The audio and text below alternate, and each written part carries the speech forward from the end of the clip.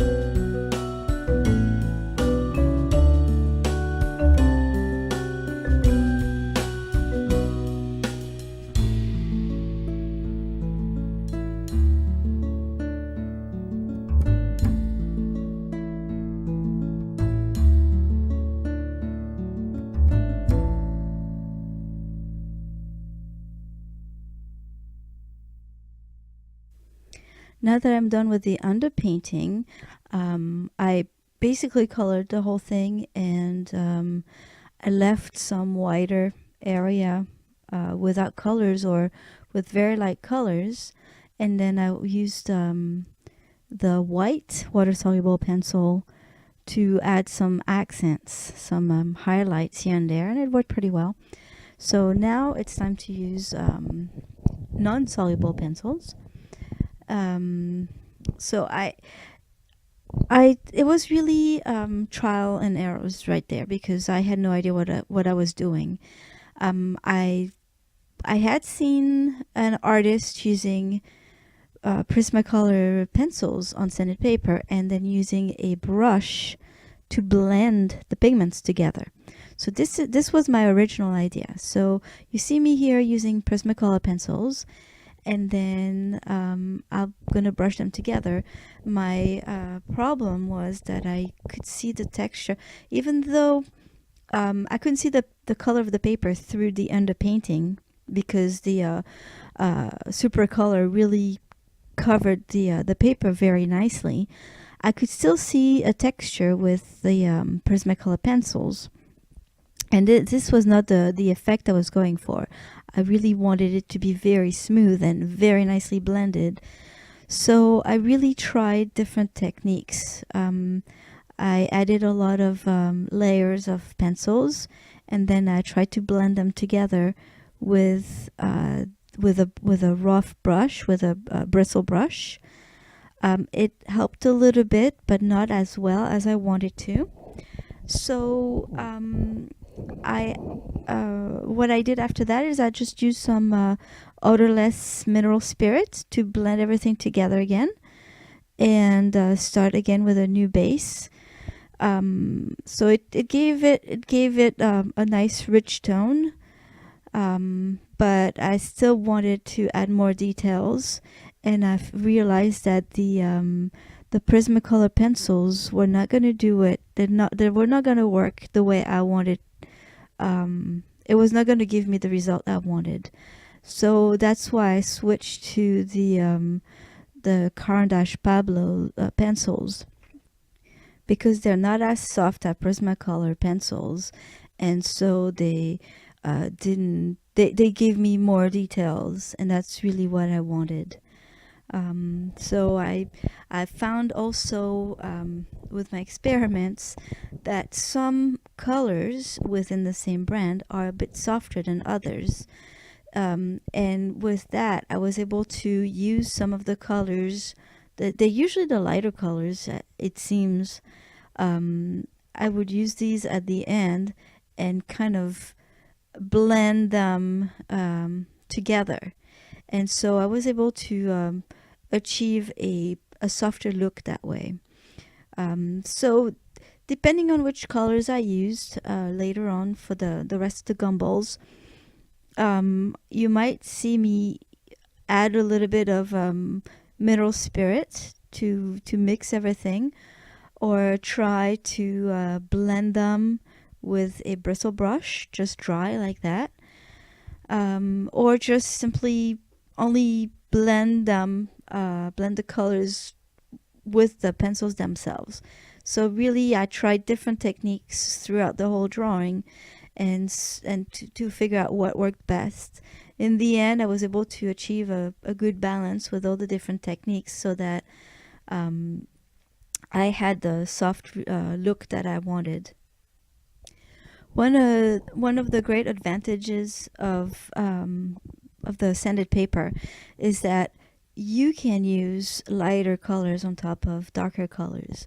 So you'll see that on those areas that I left lighter, I was able to add white pencil for the highlights, but I was also able to use that white pencil over areas that I had colored, and that's really nice, because it means you don't need to use gel pens or acrylic paint or gouache or whatever white you use for the highlights. And it also is nice because that's what allowed me to blend my pencils with a lighter color pencil that's a little bit softer. So I'd say that just for that feature alone, working with sanded paper is very nice.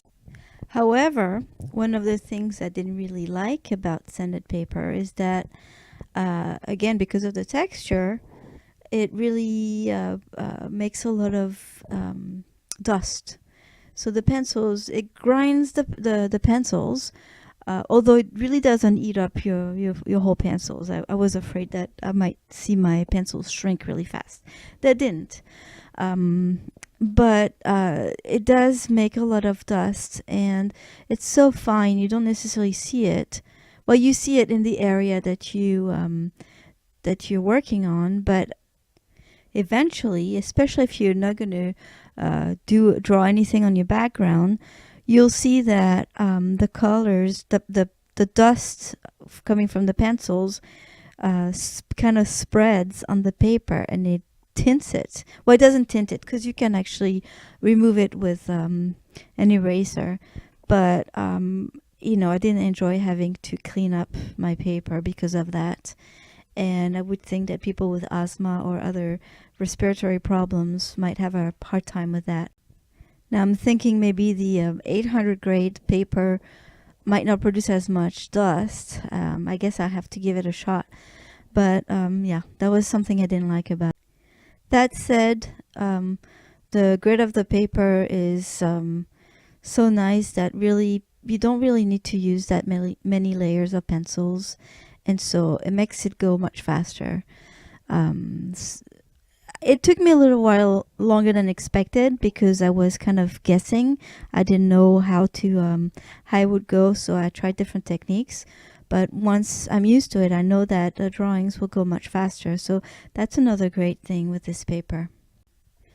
I think that's about it for the tips. If you have any questions, just ask. Soon I'll be going in super speed mode again to finish the video.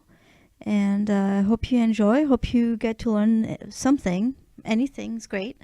And you should give it a shot. Both the Supracolor pencils are great, and I think the sanded paper is worth trying. Have fun!